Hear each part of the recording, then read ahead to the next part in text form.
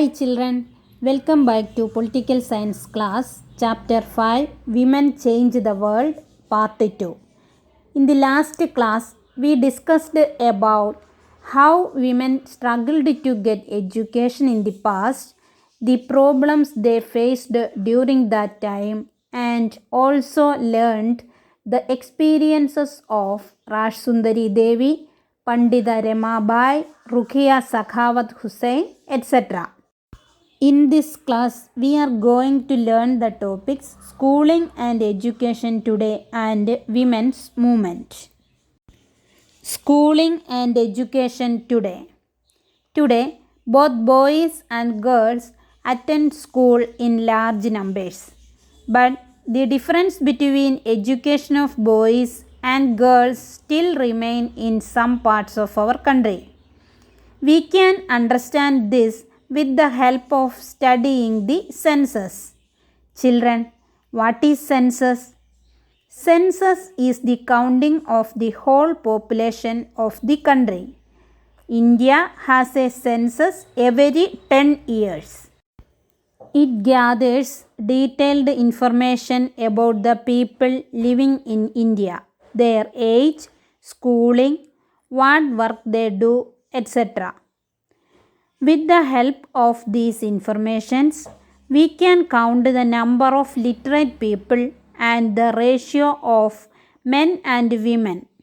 On the basis of 1961 census, about 40% of boys and men were literate, and at that time only 15% of all girls and women were literate. In 2001 census, the literacy rate of both boys and girls were improved, but the percentage of the male group is higher than that of the female group. In the 2011 census, the literacy rate among males is 82% and females is 65.5%. This census report shows that the literacy rate of boys and girls were improving, but the difference is still remaining. Girls who are from scheduled caste and scheduled tribes are less likely to remain in school. Scheduled caste is the official term for Dalit and scheduled tribe is the official term for Adivasi. 2001 census found that Muslim girls are likely to stay in school for around 3 years and girls from other communities spend around 4 years. This is happening because of some reasons. In many parts of the country, especially in rural and poor areas, there are no proper schools and no teachers who teach on regular basis.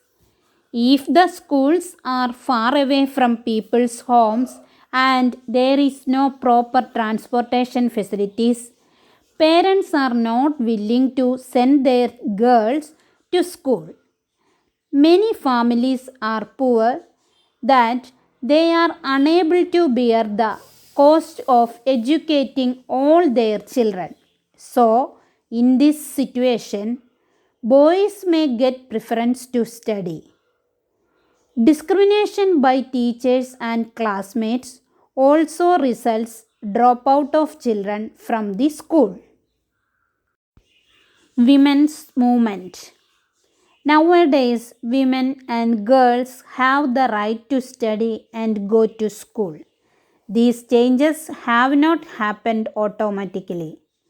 This was the result of women's movement. A movement to awaken women of their rights is called women's movement. Individual women and women's organizations from different parts of the country are part of this movement. Many men also supported this movement.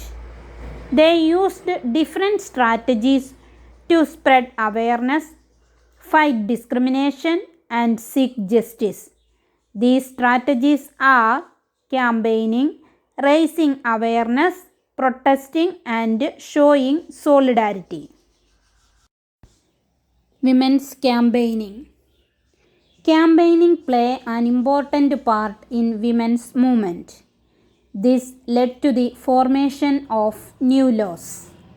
The law passed in 2006, which gives some legal protection to women.